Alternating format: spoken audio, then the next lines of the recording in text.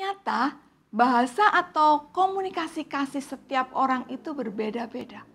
Dengan memahaminya, kita bisa mempererat hubungan dengan orang-orang yang kita sayangi.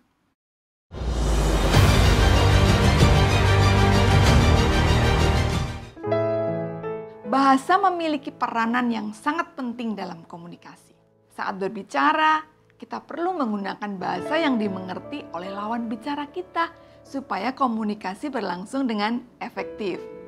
Contoh nih, jika kita berbicara dengan orang Indonesia, tentu saja kita pakai bahasa Indonesia. Bila kita pakai bahasa lain, misalnya bahasa Jepang, tentu bisa menimbulkan ketidakmengertian, bahkan terjadi salah paham. Uniknya, bahasa tidak hanya melulu soal komunikasi verbal saja. Dalam kehidupan sehari-hari, terutama dalam kehidupan rumah tangga, kita juga berkomunikasi dalam bahasa kasih.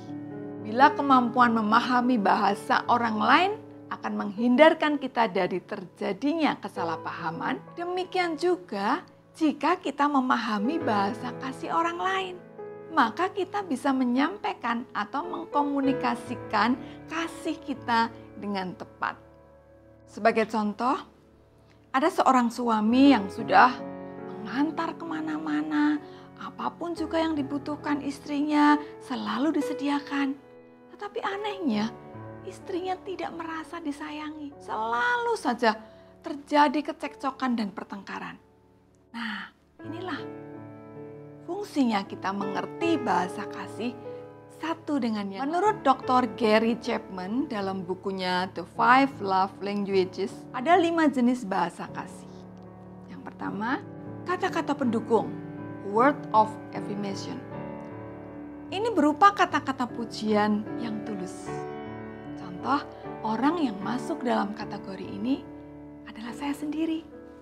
Saya senang dengan kata-kata dukungan, kata-kata pujian, kata-kata positif, terutama dari suami saya dan dari orang-orang yang dekat dengan saya.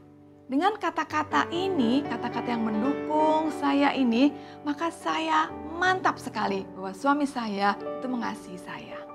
Kedua, saat-saat mengesankan, quality time. Seseorang yang mendambakan waktu yang berkualitas biasanya lebih senang menghabiskan waktu berdua dibandingkan kata-kata pujian dari pasangannya. Orang yang masuk dalam kategori ini biasanya lebih senang bila orang yang dikasihnya itu ada di dekatnya.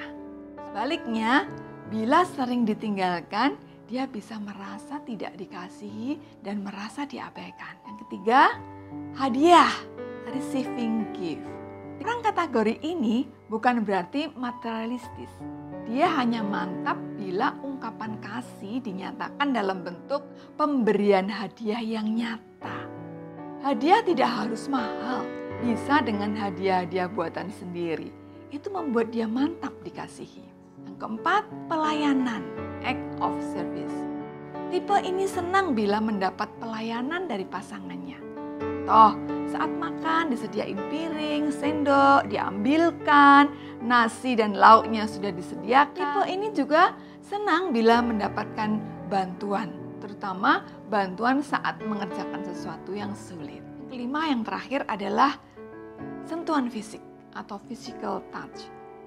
Kategori terakhir ini menunjukkan ekspresi kasih melalui sentuhan. Misalnya dengan menggandeng tangannya, mengusap kepala, menggosok punggung, atau pelukan sebagai perhatian kasih. Kemampuan memahami bahasa kasih ini sangat penting karena bisa membantu kita mengerti bagaimana memperlakukan orang di sekitar kita dengan benar. Jika kita mampu menguasai kelimanya, ini akan sangat menguntungkan.